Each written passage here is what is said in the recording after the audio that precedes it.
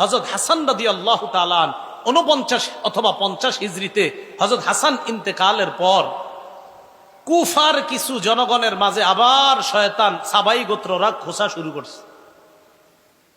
আপনার 41 হিজরি থেকে মোটামুটি আবার সুবাতাস ইসলামের। হযরত হাসান যখন আমিরে মুয়াবিয়ার হাতে খেলাফত দিয়ে দিল, আবার সুন্দর চলতেছে। তো হযরত হাসান ইন্তেকাল করছে 49 বা 50 হিজরিতে। কুফার কিছু লোক ওই সাবাই বা ওই শিয়া বা খারিজিদের চক্রান্তে আবার খোঁচানো শুরু করছে। কয় কি? কয় যেহেতু হাসান মারা গেছে, এক কাজ করা দরকার। কি? হুসাইনরে আমরা চিঠি পাঠাই যে আপনি খেলাফতের যোগ্য, আপনি আসেন। হযরত হুসাইনকে চিঠি লেখা শুরু করছে, হুসাইন আপনার মতো এরকম মানুষ থাকতে মুয়াবিয়া কি কেন খলিফা হবে? ওই আবার আগের ষড়যন্ত্র, ওই সেই আলীকে যেই কথাটা বলছিল আপনি থাকতে উসমান কেন খলিফা হবে, মনে আসেনি এই কথা? আবার হযরত হুসাইন ভালোভাবে বুঝতে পারছে, কয় এই জাতীয় উল্টা পাল্টা কথা আর লেখবা না, আমিরে মুয়াবিয়া তিনিই যোগ্য। হযরত হুসাইন এই কথার তেমন কোনো গুরুত্ব দেয়নি, তাহলে তেমন কোনো কাজ করতে পারে নাই। 49 বা 50 হিজরিতে আমিরে মুয়াবিয়ার শাসন ক্ষমতা চলতেছে 60 হিজরি পর্যন্ত চললো। কয় হিজরি? 60 হিজরি। 60 হিজরি পর্যন্ত শাসন ক্ষমতা চলার পর আমিরে মুয়াবিয়া যখন মুমূর্ষ অবস্থা, চিন্তা করলেন কি করা যায়। ওই যে মুসলমানদের খলিফা নির্বাচনের পদ্ধতি 4টার, একটা হলো পরবর্তী খলিফার নাম ঘোষণা করা। আমিরে মুয়াবিয়া ইজতিহাদ করে দেখলেন যে আমার পরে খলিফা কাকে বানানো যায়। তো তিনি দেখলেন যে আমার পরে খলিফা হিসেবে যোগ্য আমার ছেলে ইয়াজিদ। আমিরে মুয়াবিয়া দেখলেন। উলামায়ে কেরাম, ফুকাহায়ে কেরাম বলেন যে দেশ চালানোর যোগ্যতা আসলেই ইয়াজিদের ছিল। কি চালানো? কিন্তু তাকওয়া বা খোদাবিরুতা এই দিক দিয়ে হযরতে হুসাইন, আব্দুল্লাহ ইবনে ওমর, আব্দুল্লাহ ইবনে জুবায়ের, আব্দুল্লাহ ইবনে আব্বাস, আব্দুর রহমান ইবনে আবু বকর তখনও দুনিয়াতে জিন্দা।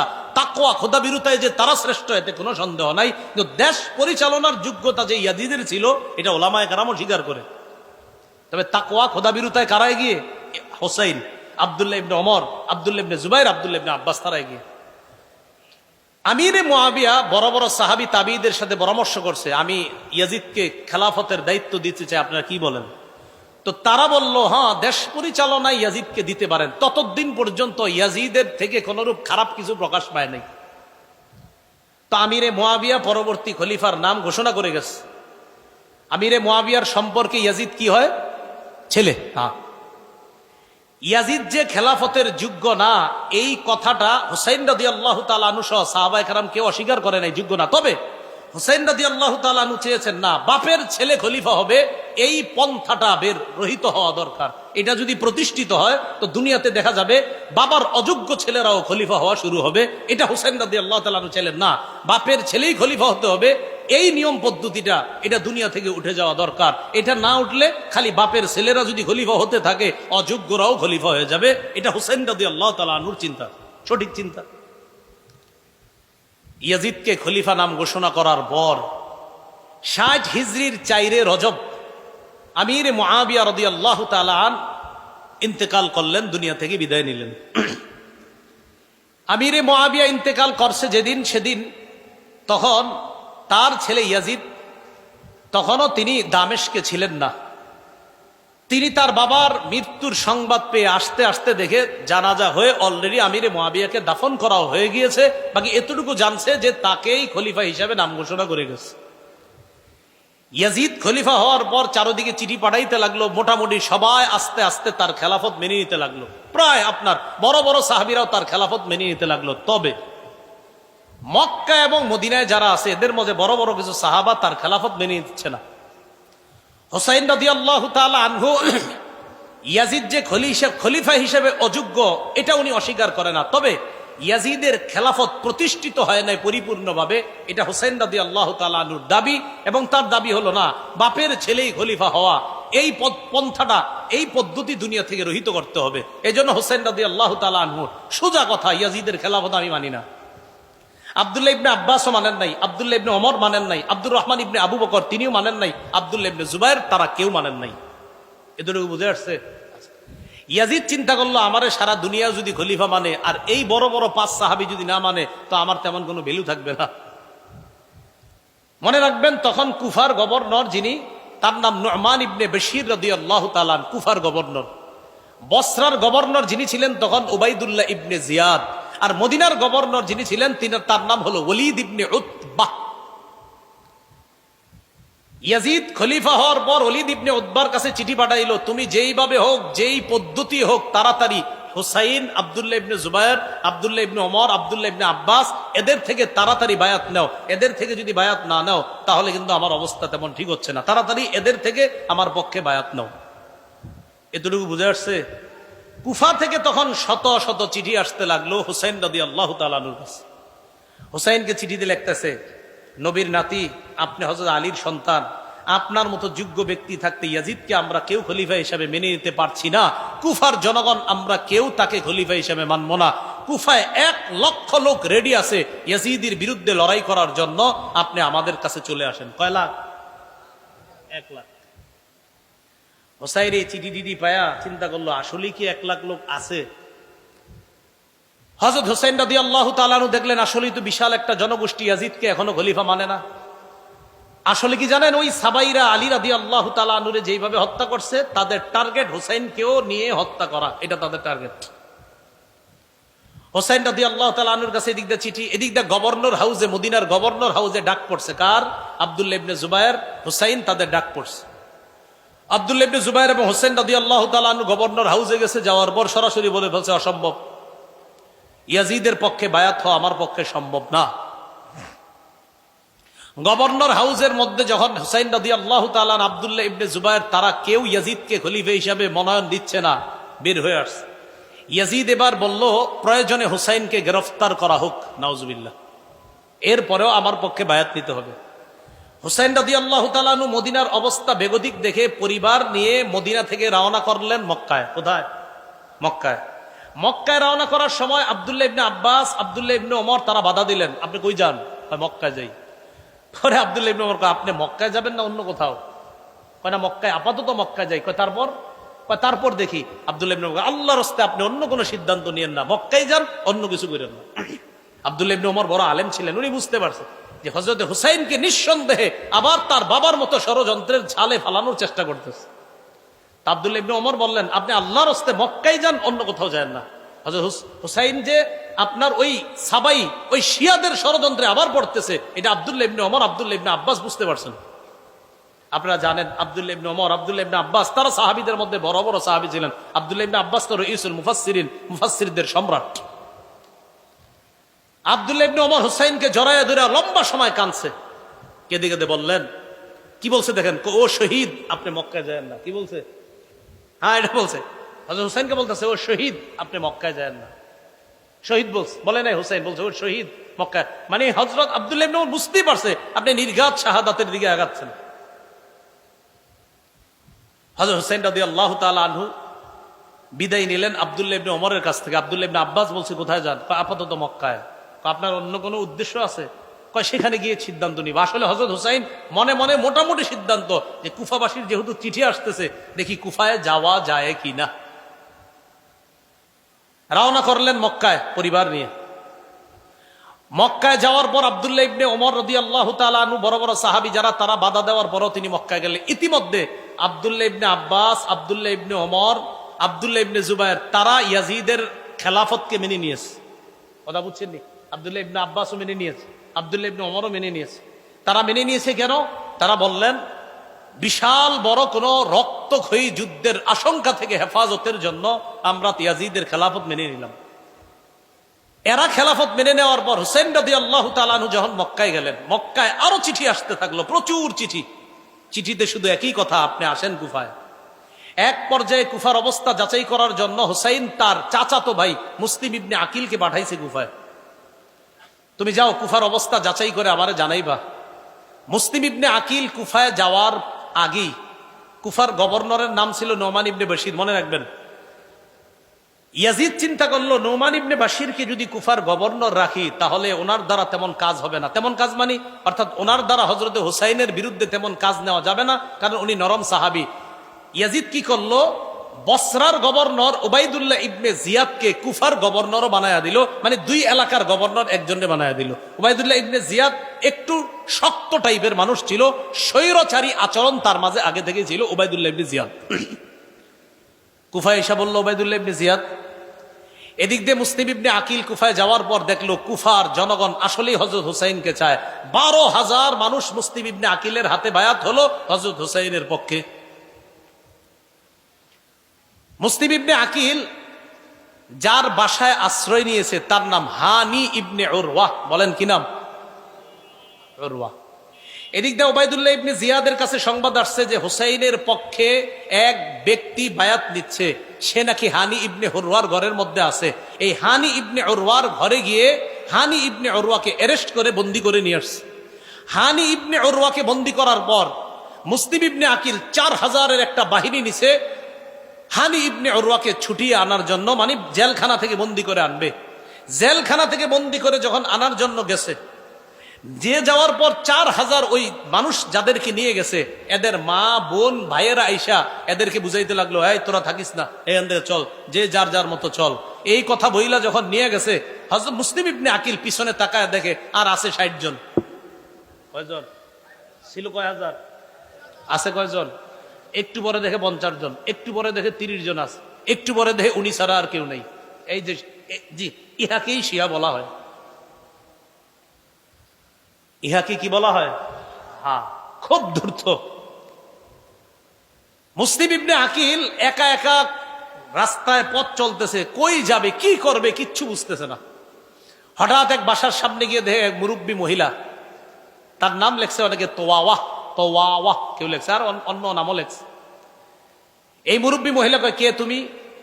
উনি বললেন, দেখেন আমি অপরিচিত একজন, এই শহরে আমি অপরিচিত, আমি জানি না কোথায় থাকবো, আমার প্রতি একটু দয়া করবেন। আমি হযরত হুসেন রাদিয়াল্লাহু তাআলা আনহুর একজন দূত হিসেবে আসছিলাম, আমার একটু আশ্রয় দেন। তিনি তাকে ঘরে আশ্রয় দিলেন। তার ছেলে আবার বাহির থেকে আইসা জানতে পারছে আমাদের ঘরে একজন মেহমান আছে, দেখে কি আম্মা আপনার ওই চুপে চুপে ওই মেহমানকে খানা পৌঁছায়, পানি পৌঁছায়। ছেলে সন্দেহ করলো আম্মা কাকে খানা দেন। এক পর্যায়ে বলতে বাধ্য হয়েছে যে এক ব্যক্তি আমগো ঘরে আশ্রয় নিছে। গিয়ে দেখে এই সেই ব্যক্তি, তার নাম মুসলিম ইবনে আকিল, যাকে গ্রেফতারি পরোয়ানা পুরা কুফার মধ্যে চলতেছে। ওবায়দুল্লাহ ইবনে জিয়াদকে জানায়া দিল। জানায়া দেওয়ার পর মুসলিম ইবনে আকিলকে অ্যারেস্ট করছে। মুসলিম ইবনে আকিলের অ্যারেস্ট করার লম্বা হিস্ট্রি আছে, যেদিকে যাব না। গভর্নর হাউসের ছাদের উপর উঠায়া সেখান থেকে নিচে ফালায়া মুসলিম ইবনে আকিলকে হত্যা করছে। মুসলিম ইবনে আকিলকে হত্যা করার আগে আশআস নামে এক ব্যক্তিকে মুসলিম ইবনে আকিল কানে কানে বলছে, আহারে নবীর নাতি হুসাইনকে আমি চিঠি পাঠিয়ে দিছি কুফায় আসার জন্য, যদি পারেন মেহেরবানি করে আপনি তাড়াতাড়ি খবর পাঠান নবীর নাতি হুসাইন যেন কুফায় না আসে। খবর কিন্তু পাঠাই দিছে কুফায় আসতে। এবার আবার বলছে খবর পাঠায় দিয়ে বলেন যেন না আসে। ইতিমধ্যে হুসাইন রাদিয়াল্লাহু তাআলা আনহু মুসলিম ইবনে আকিলের চিঠি পায়া রওনা করে ফেলছে। রওনা করার সময় পদে পদে সাহাবায়ে কেরাম বাধা দিচ্ছে, আপনি কুফায় যায়েন না, নিরাপদ মনে হচ্ছে না। কয় কুফার জনগণ তো প্রস্তুত। কয় আমরা বিশ্বাস করি না, আপনার বাবার সাথে এরা গাদ্দারি করছে, আপনার সাথে গাদ্দারি করবে বলেই আমাদের বিশ্বাস। হুসাইন রাদিয়াল্লাহু তাআলা আনহু রওনা করলেন। প্রশ্ন জাগে, কেন রওনা করলেন? এর উত্তর হলো, হযরত হুসাইন রাদিয়াল্লাহু তাআলা আনহুর চিন্তা হলো যে আমি যদি এই মুহূর্তে কুফায় না যাই, এটা হবে একটা হাজার হাজার মানুষ আসলেই যদি ইয়াজিদের খেলাফত মেনে না থাকে তাহলে কি করা। হযরত হুসাইন রওনা করলেন। রওনা করার পর কিছু দূর যাওয়ার পর হযরত হুসাইন রাদিয়াল্লাহু তাআলা আনহুকে অনেকে বারবার বাধা দিচ্ছে। এক পর্যায়ে আপনার ইরাকের কাছাকাছি যখন চলে গেছে, তখন হযরত হুসাইন জানতে পারলেন যে ইয়াজিদের খেলাফত ভালোভাবেই শক্তিশালী হয়ে গেছে, কুফাতেও বসরাতে সব জায়গায়। অথচ হুসাইনের কানে ছিল কি যে ইয়াজিদের খেলাফত কুফায় নরবরে অবস্থা। আসলে নরবরে না, কুফায়ও ইয়াজিদের খেলাফত শক্তভাবে কায়েম হয়ে গেছে। হুসাইন রাদিয়াল্লাহু তাআলা আনহু যখন গেলেন, ওবায়দুল্লাহ ইবনে জিয়াদ একটা বাহিনীকে পাঠিয়ে দিল, যেই বাহিনীর প্রধানের নাম হলো ওমর ইবনে সাদ। বলেন কি নাম? কতগুলা নাম বলছি আজকে, যদিও মনে থাকবে না আপনাদের, তো যাই হোক এরপরে শোনেন আর কি করা। এই ওমর ইবনে সাদের নেতৃত্বে একটা বাহিনী পাঠিয়ে দিছে হযরত হুসাইনের গতি রোধ রক্ষা করতে। মনে রাখবেন, হুসাইন রাদিয়াল্লাহু তাআলা আনহু কিন্তু জিহাদের উদ্দেশ্যে কখনোই যায় নাই সেদিকে। জিহাদের উদ্দেশ্যে যায় না, এর প্রমাণ উনি শিশু নারীদেরকে নিয়ে গেছে। আর শিশু নারীদেরকে মুসলমান কখনো জিহাদে নেয় না, তুনি গেছে এমনি। যাওয়ার পর ওমর ইবনে সাদের সাথে হযরত হুসাইনের সাক্ষাৎ করার পর হযরত হুসাইন বুঝতে পারছে যে ইয়াজিদের খেলাফত প্রতিষ্ঠিত হয়ে গেছে। হুসাইন সরাসরি বললেন, ঠিক আছে আমাকে ইয়াজিদের কাছে যাইতে দাও। সুন্দর প্রস্তাব। এই ইতিহাস এই জায়গায় বলে আপনার যে হযরত হুসাইন বলছে আমাকে ইয়াজিদের কাছেই যাইতে দাও, আমি দেখি ওখানে যে ইয়াজিদের কাছে আমি নিজেকে সুবর্দ করে দিব, আমি প্রয়োজন মাফিক ইয়াজিদের হাতে আমি প্রয়োজনে বায়াত হব, আমাকে ইয়াজিদের কাছে যাইতে দাও, সেখানে আমার তার সাথে কথা আছে। ওবায়দুল্লাহ ইবনে জিয়াদ যে কুফার গভর্নর, সে কি করলো, ওমর ইবনে সাদকে বলল হুসাইনকে যে কোনো মূল্যে গ্রেফতার করো। একটু তেরা টাইপের লোক। হযরত হুসাইন যখন দেখলো না আমাকে যে কোনো মূল্যে গ্রেফতার করতে চায়, তখন তিনি তিনটা প্রস্তাব রাখলেন হযরত হুসাইন। এক, আমাকে মক্কায় ফিরে যেতে দাও, যেখান থেকে এসেছি সেখানে। দুই, আমাকে ইয়াজিদের সাথে সাক্ষাৎ করতে দাও। তিন, অথবা মুসলমানদের কোন রাষ্ট্রে চলে যেতে দাও, সেখানে অন্য সাধারণ মুসলমানদের মতো আমি জীবন যাপন করব। এই তিনটা প্রস্তাব মনে রাখবেন। হযরত হুসাইন যখন দেখলেন যে আমাকে গ্রেফতার করতেই চায় ওবায়দুল্লাহ ইবনে জিয়াদ, উনি তিনটা প্রস্তাব দিলেন। এক, ইয়াজিদের সাথে সাক্ষাৎ করতে দাও। দুই, মক্কায় ফিরে যেতে দাও। তিন, ইসলামী রাষ্ট্রের কোন সীমানায় পৌঁছায় দাও, আমি সাধারণ মুসলমানদের মতো জীবন যাপন করব। এই কথা শোনার পর ওবায়দুল্লাহ ইবনে জিয়াদ তার যে বাহিনী পাঠাইছে, ওই বাহিনীর মধ্যে প্রধান ছিল ওমর ইবনে সাদ, আরেকজনের নাম ছিল শিমার। কি নাম? শিমার। এই ওমর ইবনে সাদ এবং শিমার আরো কয়েকজন ছিল বড় বড়। শিমার ওবায়দুল্লাহ ইবনে জিয়াদকে বুঝাইল, কয় দেখেন শিকার হাতে পেয়ে এইভাবে হাতছাড়া করাটা ঠিক হবে না। ওবায়দুল্লাহ ইবনে জিয়াদও একটু নরম হয়েছিল, হ্যাঁ ঠিক আছে, যেহেতু রক্ত যুদ্ধ হবে না, তো রক্ত যদি না হয়, রক্ত যদি জমিনে না পড়ে, এটা তো ভালো কথা। হুসাইন যদি এমনি বায়াত হয়ে যায় তাহলে এটা খারাপ কথা না, সমস্যা কি, হোক, ঠিক আছে, তাহলে তাকে ইয়াজিদের কাছে যাইতে দেই। শিমার বলল, আরে আপনি কি করতেছেন, এই শিকার যেটা পাইছেন এটা আর কখনো পাবেন না, হাত ছাড়া করেন না। ওবায়দুল্লাহ ইবনে জিয়াদ কয়, হ্যাঁ ঠিক আছে, তাই তো, তাহলে গ্রেফতার করো। হযরত হুসাইন রাদিয়াল্লাহু তাআলা 9 মুহররম কুফা থেকে আপনার শামে অর্থাৎ দামেস্কের যেখানে ইয়াজিদ আছে সেখানে যাইতে প্রায় 900 কিলোমিটারের উপরে। কয়শো কিলোমিটার? সেখানে যাইতে আপনার প্রায় 18-19 দিন লাগবে। সেখানে মাত্র 5 দিন রাস্তা অতিক্রম করার পর প্রায় 45 অথবা 72.5 কিলোমিটার রাস্তা, 45 মাইল 72.5 কিলো আর কি, মাইল আর কিলো তো আপনারা জানেন পার্থক্য আছে। 45 মাইল 72.5 কিলোমিটার অতিক্রম করার পর 10ই মুহররম কারবালার প্রান্তরে গিয়ে উপস্থিত হয়, অথবা 9ই মুহররম রাতের আগেই সেখানে উপস্থিত হয়। উপস্থিত হওয়ার পর ওমর ইবনে সাদের নেতৃত্বে সেখানে তাদের দলবল রেডি। হযরত হুসাইনের সাথে মাত্র 72 জন। হুসাইন রাদিয়াল্লাহু তাআলা আনহু বুঝতে পারলেন যে আমাকে কোনোভাবে ইয়াজিদের কাছে আর যেতে দেওয়া হবে না। 10ই মুহররম সকালবেলা ফজরের নামাজ, এই নামাজে ওমর ইবনে সাদ তার নেতৃত্বে দলবল নিয়ে উপস্থিত ফজরের নামাজ পড়ল। কোন কোন বর্ণনাকারী ঐতিহাসিকরা লেখছে এরাও হযরত হুসাইনের ইমামতিতে ফজর পড়ছে। হুসাইন ইমামতি করছে, ওই বিরোধী দলও তারা হযরত হুসাইনের ইমামতিতে নামাজ পড়ছে। কারবালার প্রান্তরে ফজরের নামাজের পর যুদ্ধের ঘোষণা হলো। এর আগের দিনে রাতের ব্যাপারে ঐতিহাসিকগণ কিছু কথা লেখছে। হযরত হুসাইন তাঁবুর মধ্যে ঘুমায় আস, কিছু স্বপ্ন দেখছে, তার বোন পাশে ছিল। স্বপ্ন দেখার পর হঠাৎ উঠে উঠছে, বোন জিজ্ঞাসা করছে, ভাইজান কি হয়েছে? হযরত হুসাইন বললেন, কিছু না। আবার বলছে, কি হয়েছে? তো বললেন, অচিরে আমি আমার নানার সাথে সাক্ষাৎ করব, অচিরে আমি আমার নানার সাথে সাক্ষাৎ করবো, ইত্যাদি আরো অনেক স্বপ্নের কথা লেখছে। বোন কান্না শুরু করছে। হুসাইন বললেন, সাবধান, আমি ইন্তেকালের পর তোমরা আমারে নিয়ে মাতম করবা না।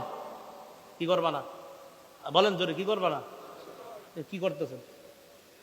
হযরত হুসাইন বলতেছে, সাবধান, আমি ইন্তেকালের পর এই সমস্ত কিছু করবা না। বোন রে বলতেছে হুসাইন। তো হুসাইনের অনুসরণ দাবি কইরা, হযরত হুসাইনের অনুসরণ যদি করেন যে আমরা তার আশেক দাবি করে উল্টা পাল্টা যদি তাকে কেন্দ্র করে আমরা করি, এটা হযরতে হুসাইনের প্রতি মোহাব্বত হবে না, এটা বরং ওই সাবাই গোত্র যে মিশন বাস্তবায়ন করতে চেয়েছে, ওই মিশন বাস্তবায়নের একটা প্রতিফলন এই যুগেও ঘটে। যারা হুসাইনকে কেন্দ্র করে নিজেদের শরীর রক্তাক্ত করে, শরীরের উপর জুলুম করে, এটা হুসাইনের মোহাব্বত পরিচয় না, বরং ওই সাবাই গোত্রের মোহাব্বতের পরিচয়। যারা চাইছে মুসলমান উল্টা পাল্টা করতে থাকে, নিজের বোনরে বলছে, সাবধান, কান্নাকাটি করবা না। আপন বোনরে বলে দিচ্ছে, এগুলো করবা না, আমার ইন্তেকালের পর উল্টা পাল্টা কিছু করবা না। একদম স্পষ্ট আল বিদায় নেহার বর্ণনা। 10ই মুহররম কারবালার প্রান্তরে লড়াই শুরু। লড়াইয়ে আপনার নু'মান ইবনে বশীর রাদিয়াল্লাহু তাআলা আনহু সেখানে এসেছিলেন। না, নু'মান ইবনে বশীর না, আপনার ওই প্রান্তরের মধ্যে এসেছিলেন। এই হুর ইবনে জিয়াদ যখন দেখলেন নবীর নাতির বিরুদ্ধে আমরা অস্ত্র উঠেই দিয়েছি, অনেক মায়া লেগে গেছে, তিনি জোরে একটা চিৎকার দিলেন, এই তোমরা কার বিরুদ্ধে লড়াই করতেছো? এ তো মোহাম্মদ সাল্লাল্লাহু আলাইহি সাল্লামের নাতি। উনি তার দল ছেড়ে হযরত হুসাইনের দলে যোগ দিছে কয়েকজন নিয়ে। তো তিনিও লড়াই করতে করতে শহীদ হয়ে গেছে। হযরত হুসাইনের সাথে যারা ছিল আস্তে আস্তে সবাই শহীদ হয়ে গেছে। হযরত হুসাইনের সন্তান আব্দুল্লাহ, আরে নাবালেগ শিশু বাচ্চা, এই বাচ্চাটাকে শহীদ করে দেওয়া হয়েছে। হযরত হুসাইন একা কারবালার প্রান্তরে। কারবালায় হযরত হুসাইন যখন একা, বিপরীত পক্ষ সৈন্য যারা, তাদের মাঝে কেউ সাহস করতেছে না হযরত হুসাইনকে হত্যা করার জন্য। হযরত হুসাইনের ব্যাপারে ঐতিহাসিকগণ লেখছেন, উনি যখন একা লড়াই করতেছিলেন মনে হচ্ছিল যেন হাজারো যোদ্ধার শক্তি নিয়ে লড়াই করতেছিলেন একা। তো এক পর্যায়ে উনি নিস্তেজ হয়ে এক জায়গায় বসা, কেউ তার উপরে তরবারি উঠানোর জন্য সাহস করতেছে না, কারণ প্রত্যেকের চিন্তা যে আমার তরবারি দ্বারা যেন নবীর নাতির শহীদ না হয়। প্রত্যেকের যে না, ও মা, আমার তরবারি যেন নবীর নাতির উপরে না পড়ে। প্রত্যেকে এই ভয় পাইতেছে যে না আমি না। আরেকজন কয় আরে তুমি করো, এই প্রত্যেকেই বলতেছে না অন্যজন। সীমার চিন্তা করে দেখলো ঘটনা কি, কেউ হত্যা করতেছে না কেন। হঠাৎ বলল, আচ্ছা তোমরা দুশ্মনের উপর অস্ত্র চালাচ্ছ না কেন? সীমারের এই কথা শুই না, আরেকজনের নাম সিনান। এই সীমারের কথায় সিনান, কেউ কেউ আরেকজনের নাম লেখছে আপনার। তারা দুইজনে মিলে, একজন অস্ত্রের আঘাত করছে, আরেকজন বর্ষার আঘাত করে হযরত হুসাইনের দেহ থেকে, কল্লা থেকে মস্তক আলাদা করে দিচ্ছে কারবালার প্রান্তরে। হযরত হুসাইন রাদিয়াল্লাহু তাআলা আনহু শহীদ হয়ে গেলেন কারবালার প্রান্তরে। হযরত হুসাইন রাদিয়াল্লাহু তাআলা আনহুর শাহাদাত, এটা কেন্দ্র করে আমরা যে বিষয়গুলো বুঝি, যে সর্বশেষ তিনি চেয়েছিলেন ইয়াজিদের সাথে দেখা করার জন্য, তিনি মক্কায় ফিরে যেতে চেয়েছিলেন, তিনি চেয়েছিলেন ইসলামী কোন রাষ্ট্রে চলে যাওয়ার জন্য। এই জায়গায় খলনায়ক হিসেবে যাদেরকে দাঁড় করানো যায়, উল্লেখযোগ্য একজন উবাইদুল্লাহ ইবনে জিয়াদ, সিনান, তাদেরকেও দাঁড় করানো যায়। আর ইয়াজিদের সেই ঘোষণা যে উবাইদুল্লাহ ইবনে জিয়াদকে বলেছিল যে শোনো, আমার বিরোধিতা যেই করবে তাকে অ্যারেস্ট করবা, তাকে গ্রেফতার করবা, যাকেই আমার বিরুদ্ধে পাবা তাকে অ্যারেস্ট করবা। এই ঘোষণাটাও এটা সঠিক ঘোষণা ছিল না। উবাইদুল্লাহ ইবনে জিয়াদের যে ঘোষণা যে হুসাইনকে কোনোভাবেই ইয়াজিদের কাছে পৌঁছতে দেওয়া যাবে না, এটাও ছিল অনেক বড় অন্যায়। এইভাবে আপনার মুসলমানদের এই যে রক্তে রঞ্জিত হওয়ার খেলা, সেই খেলা যে শুরু হলো, মুসলমানদের এই ইতিহাস ঐতিহ্য নষ্ট করার পিছনে মূল কারণটা কি? আমরা যে কারণটা জানলাম সেটা হলো খেলাফত ব্যবস্থাটা ধ্বংস করা। আর খেলাফত ব্যবস্থা ধ্বংস করলো কিভাবে? দেখলো মুসলমানদের একতা, এই একতা নষ্ট যারা করলো, ওই তারাই মুসলমানদের হাতে মুসলমানদের রক্ত রঞ্জিত হওয়ার ইতিহাসটা রচনা করছে। মুসলমান কখনো মুসলমানকে অস্ত্র চালাইতো না, ওই সাবাইরা এটা শুরু করলো। এইভাবে আস্তে আস্তে আপনার স্পেন শাসন করলো 800 বছর। এই স্পেনও শাসন 800 বছর করার পর মুসলমানরা এক ষড়যন্ত্রের শিকার হয়ে স্পেন হাতছাড়া করলো। ভারত উপমহাদেশ প্রায় 400 বছর শাসন করলো, এখানেও মুসলমান ষড়যন্ত্রের শিকার হলো। মূল কথা মনে রাখবেন, মুসলমান ঐক্যবদ্ধ জাতি হিসাবে থাকতে হবে। তৃতীয় পক্ষের ষড়যন্ত্রে মুসলমান যখনই কান দিবে তখন মুসলমান বিপদে পড়বে। মুসলমানদের একতা নষ্ট হয়ে গেলে তখন এই মুসলমানদের বিজয়ের পরিবর্তে পরাজয়ের গালিব গ্রহণ করতে হবে। এই জন্য আমরা সবাই আজকের ইতিহাস থেকে যে বিষয়টা জানলাম, সবচেয়ে বেশি জরুরি এখন আমাদের একতা। কি দরকার বলেন তো? একতা। তো একতা হবে কিভাবে? আমার পাশে আরেক হুজুরে বয়া দেন, উনি আমার বিরুদ্ধে কয়, আমি ওনার বিরুদ্ধে কই, তো লাভ কি? এমনি আর একতা হবে কিভাবে? আল্লাহ আমাদের সকলকে, প্রাথমিক কথাগুলো, কারবালার ইতিহাস তো অনেক শুনছেন, এটার চেয়ে বেশি মনে রাখবেন যে আমাদেরকে শেষ করে দিল কবে থেকে, ওই জায়গাগুলো মনে রাখবেন। যে আমাদের তো উত্থান সুন্দর ছিল, মনে থাকবেনি কত হিজরিতে? 1835 হিজরির 18ই জিলহজ বা 17ই জিলহজ হযরত উসমানকে শাহাদাতের মাধ্যমে মুসলমানদের যে একতা নষ্ট হয়েছিল, ওই একতাটা আজও পর্যন্ত ফিরে আসে নাই। আমরা আল্লাহর কাছে দোয়া করব যে মুসলমান সারা পৃথিবীর যারা, আমরা ঐক্যবদ্ধ জাতি হিসাবে থাকার চেষ্টা করব।